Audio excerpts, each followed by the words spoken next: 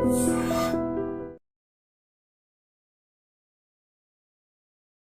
రోజుల్లో చాలా మంది కూడా గట్ హెల్త్ లేదని ఇబ్బంది పడుతున్నారు. దానివల్లే అనేక రకాల అనారోగ్య సమస్యలు వస్తున్నాయని కూడా చెప్తున్నారు. మరి గట్ హెల్త్‌ని మనం బాగు చేసుకోవడం ఎలాగా? ఎలాంటి ఆహారాలు తీసుకోవాల్సి ఉంటుంది? ఎలాంటి అవాయిడ్ చేయాలి? వివరాలు తెలుసుకుందాం. మనతో పాటు ఉన్నారు ప్రముఖ డైటీషియన్ పావని గారు. మేడం నమస్తే అండి. నమస్తే అండి. సో మేడం జనరల్‌గా వెయిట్ లాస్ ఎక్స్‌పర్ట్ మీరు. 90 డేస్ వెయిట్ లాస్ ఛాలెంజ్ అనేది మీది స్పెషలైజేషన్.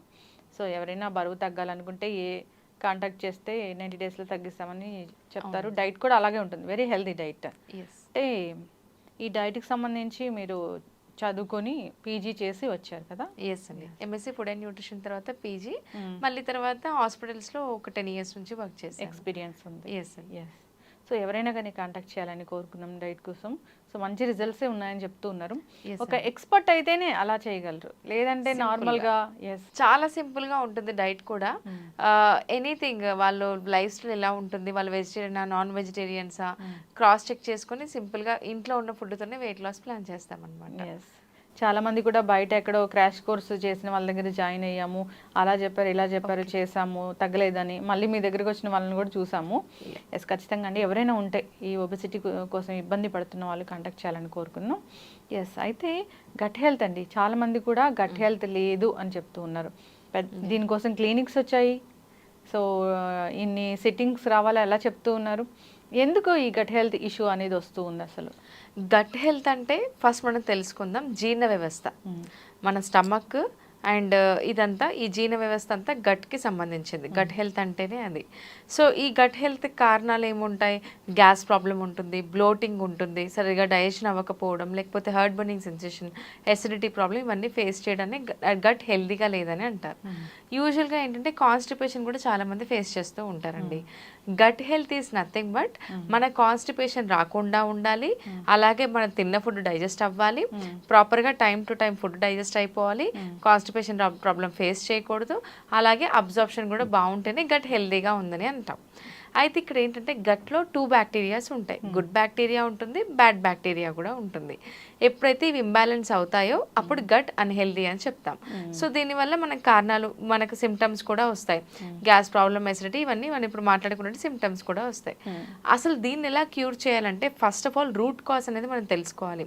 వాళ్ళకి ఎన్ని ఇయర్స్ నుంచి గట్ హెల్దీగా లేదు, వాళ్ళు బయట ఫుడ్ తినడం వల్ల స్టార్ట్ అయిందా, లేకపోతే వాళ్ళకు కొంతమందికి ఏంటంటే ఫైబర్ ఎక్కువ టూ మచ్ ఫైబర్ తీసుకున్నా కూడా డైజెస్ట్ అవ్వదు, బ్లోటింగ్ అవుతూనే ఉంటుంది.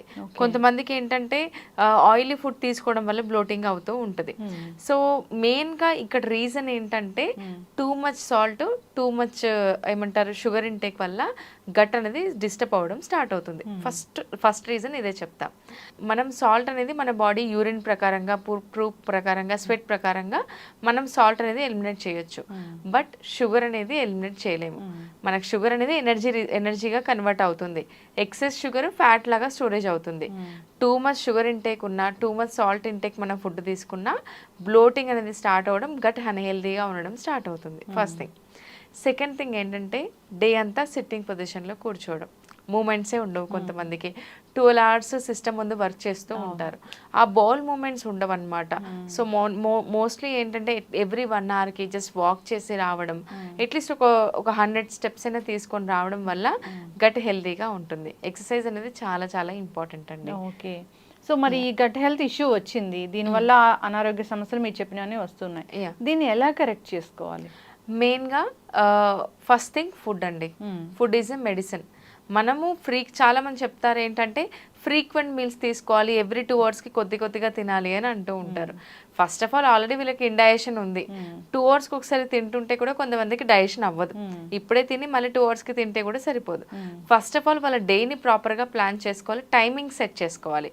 బ్రేక్ఫాస్ట్ 10 o'clock చేస్తున్నారా, 10 o'clock కంప్లీట్ చేయడం, లంచ్ 2 o'clock కంప్లీట్ చేయడం, డిన్నర్ వచ్చేసి before 7 o'clock, evening 7 o'clock complete చేయడం. ఇది టైమింగ్స్ అనేది ఫస్ట్ ఆఫ్ ఆల్ సెట్ చేసుకోవాలి. దానివల్ల ఆల్మోస్ట్ 20% మనకు హెల్ప్ అవుతుంది. Second thing, high salt foods అనేది ఖచ్చితంగా, ప్రాసెస్డ్ ఫుడ్స్ అనేది అవాయిడ్ చేయడం సెకండ్ పాయింట్ అండి. దానివల్ల చాలా మటుకు రిలాక్సేషన్ ఉంటుందండి గట్కి. థర్డ్ పాయింట్ ఏంటంటే ఫైబర్. ఇంకా మనందరికీ తెలుసు గట్ హెల్తీగా ఉంటే ఫైబర్ ఇంక్లూడ్ చేయాలని చెప్పేసి. ఇందులో main ingredient beetroot and carrots. Beetroot, carrot వీలైనంత వరకు ఇంక్లూడ్ చేయడం వల్ల కాన్స్టిపేషన్ ప్రాబ్లం నుంచి రిలీఫ్ అవ్వచ్చు. ఓకే, సెకండ్ థింగ్ జింజర్లో మనకి ఏంటంటే డైజెషన్ ఇంప్రూవ్ అవ్వడానికి జింజర్ ఆల్ అని ఉంటుంది, అది చాలా హెల్ప్ చేస్తుంది. అండ్ ఈ హై ఫైబర్ ఫుడ్స్లో మనం బీట్రూట్, క్యారెట్, జింజర్ని తరచుగా యూజ్ చేస్తూ ఉండాలి. At the same time seeds and nuts ఇప్పుడు చాలా మంది తీసుకుంటూ ఉన్నారు.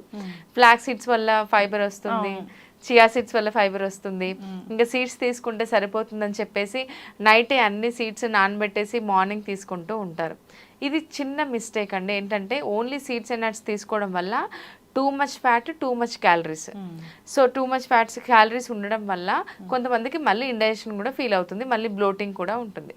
తీసుకోవాలి, బట్ లిమిట్లో తీసుకోవాలి. నానబెట్టి తీసుకోవడం వల్ల ఫైబర్ అబ్జార్ప్షన్ బాగుంటుంది, but too much intake is also not good.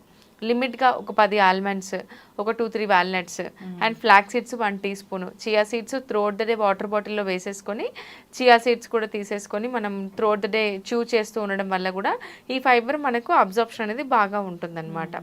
So fibre rich foods include చేయడం కూడా ఒక రీజన్. అండ్ మెయిన్గా స్లీప్.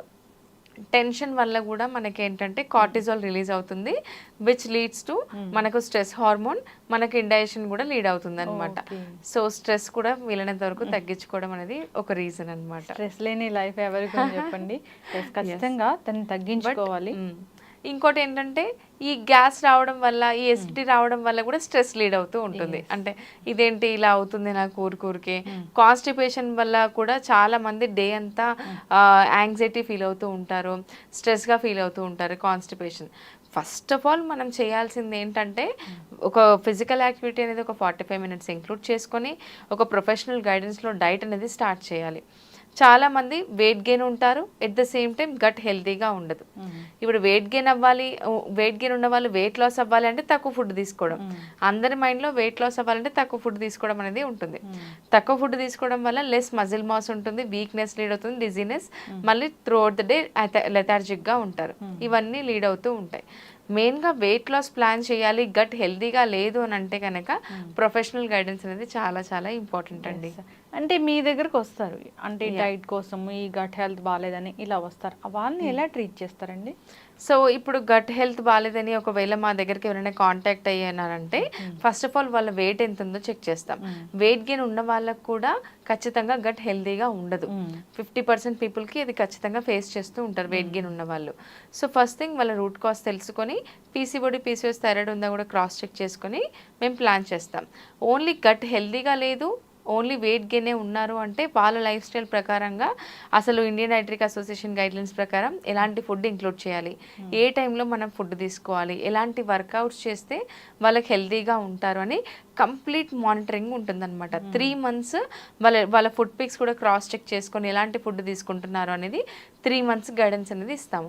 గట్ రీసెట్ ప్రోగ్రామ్స్ కూడా ఉంటాయి. ఖచ్చితంగా 3 monthsలో వాళ్ళ గట్ హెల్తీగా ఉండడానికి ప్లాన్ చేస్తాము. ఈ గట్ రీసెట్ ప్రోగ్రాంలో వెయిట్ లాస్ కూడా అవుతారు, మెటబాలిజం కూడా బూస్టప్ అవుతుంది, అండ్ ఓవరాల్ గట్ హెల్తీగా కూడా ఉండడానికి మేము ప్లాన్ చేస్తాము. ఓకే, ఏదైనా కానీ రకరకాల ప్రోబయోటిక్స్ ఇలాంటివి బయట దొరుకుతూ ఉంటాయి, అలాంటివి తీసుకొని గట్ హెల్త్ సరి చేసుకుంటే మళ్ళీ కొన్ని రోజులకే మళ్ళీ అయిపోవడము, బ్యాడ్ బ్యాక్టీరియా రావడము, మళ్ళీ గట్ హెల్త్ ఇష్యూస్ అనేవి వస్తుంటాయి.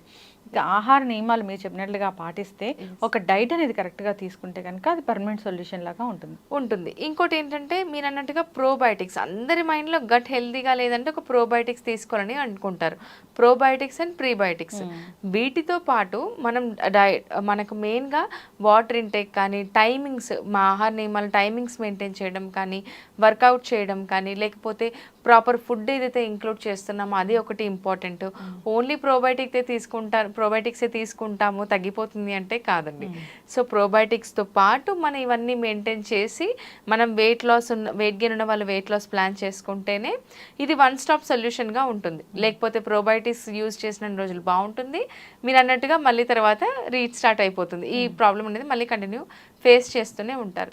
1-stop సొల్యూషన్గా వాళ్ళు ఒక లాంగ్ ప్రాసెస్లో ప్లాన్ చేసుకుంటేనే బెటర్గా ఉంటుంది, దీన్ని రివర్స్ చేయగలుగుతాం.